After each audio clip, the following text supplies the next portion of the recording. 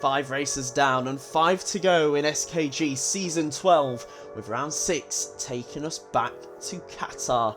We return to the Losail International Circuit for the first time since Season 6, in which J Repo took a 4th pole of the season and a dominant lights to flag victory.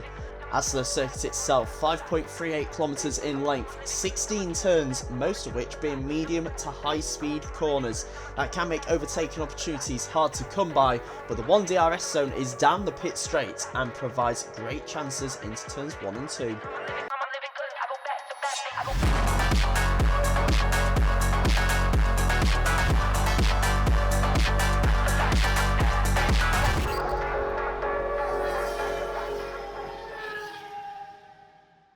Good evening, ladies and gents, and welcome back to SKG Tier 1. We're here for round 6 of the season now, kick-starting the second half of Season 12, and we are in the Kingdom of Qatar under the lights at the Losail International Circuit. My name is George Sanderson, and I'll be in the commentary box alongside Ollie Lewis this week, and Ollie is yet to join me in the commentary box, but he'll be here during qualifying.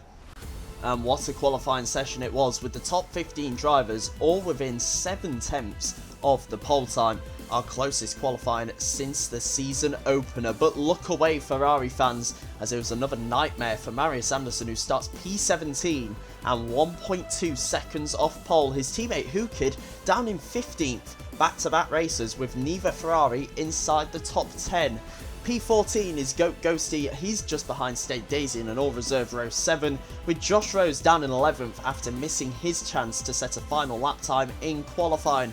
Wandy is the first of 4 drivers to set a lap time in the 20.6s. He starts alongside Thunderino, with Lewis Jones in P8 and racing under the gamer tag of I Want My Freddos. Barbuti makes his Tier 1 debut from P7, just behind last time's pole sitter Gacha, with Milan in 5th, Sausage Joe the highest reserve in P4, just behind the returning driver of Mikash. But on the front row, just 7 thousandths separated Katsubi Jachik and Takubi, who takes his second pole of the season.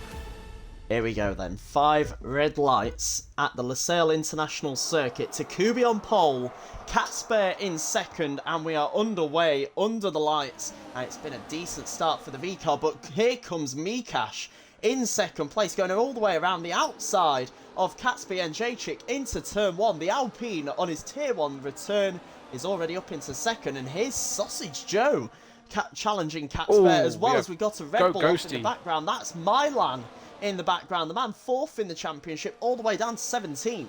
Marius Anderson is up to 13th. He's already making 4 positions. Yeah, he's as he goes up inside of both McLarens. I don't think that's very tight.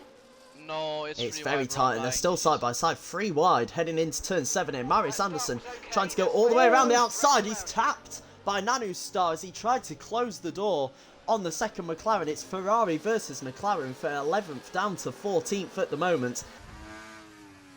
Oh my god. People are dying back here. Hope you weren't one of them. I think 5 drivers that have gone for mediums. Gasha is one of them. He's currently up in 3rd, looking for P2 and maybe the lead.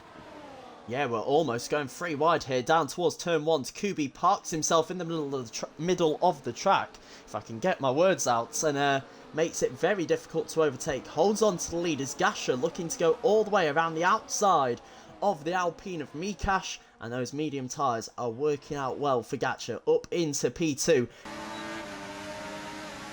Try to break the DRS. Gacha leads then on the medium tyres, and he'll now look to try and accelerate away at the front of the field. I would say get close here and then take the hairpin or something.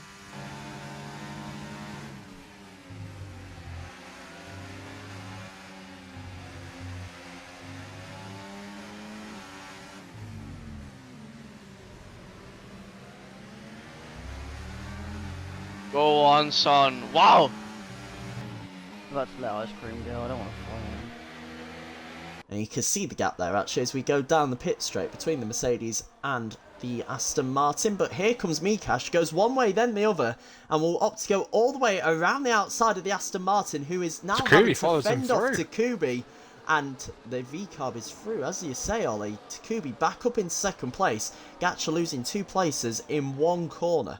And it'll be interesting to see what happens going down the pit straight here as Katzber is tucked in behind the Aston Martin, who now pulls out of the slipstream of the V-car. But here comes Katzber and Jacek into turn 1. He'll send it down the inside, and that is a fantastic move by the Williams up into 3rd place. Well, I do have to just pause and look further back at move for P12. The Red Bull of Milan going round the outside of Barbarotti at the double right-handers. I mean, fantastic move, but obviously it's not for the points, unfortunately. Hukid is now battling once again with Barbuti in that McLaren. The Ferrari, the Vietnamese driver in the Ferrari, has really struggled to make any sort of progress in this race, but he's going to try and go side by side through the triple right-hander. There's contact, there's a spin for Hukid, and he is into the wall. He couldn't stop the car before reaching the wall there. I think maybe at the end of this lap for the Aston Martin, he's been overtaken by Sausage Joe in the last couple of laps, and there goes the Aston Martin. So lap 13 of 29, he comes into the pits and will strap on a set of the hard tyres. Let's have a look out at the front. Does Marius Anderson pit this lap?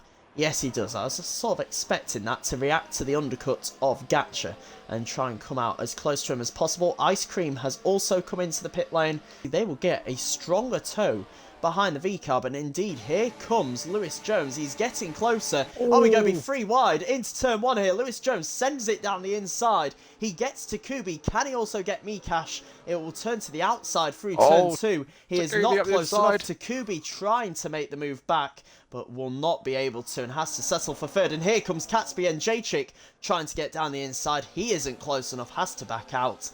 Only got 6 points to his name in his previous races in Tier 1, but he is all over the back of one of the main title protagonists here in Katsby and Jacek. That Kick-Sauber, not only is it a striking colour, but it is really lighting up the circuit here tonight with how he is taking the battle to the big guns, and he pulls in early with Josh Rose.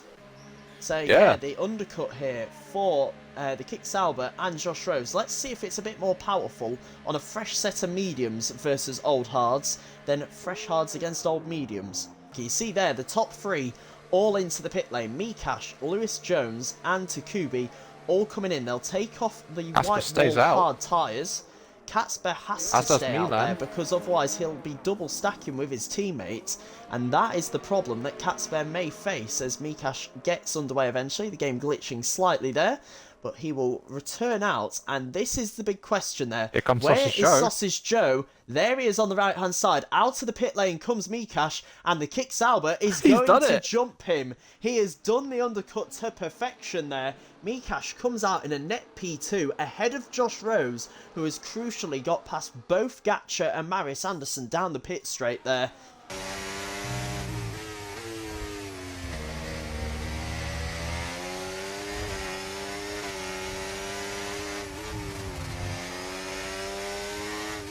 That's what happened. He was behind his teammates when they came to make their pit stops. He's had to wait 2 extra laps compared to Sausage Joe, who is being overtaken by Mikash for what is the net race lead. And Katsby and Jacek out in P9 with Takubi there. So your 2 title protagonists down in 9th and 10th. I don't think we'll be able to stay with these guys, not gonna lie.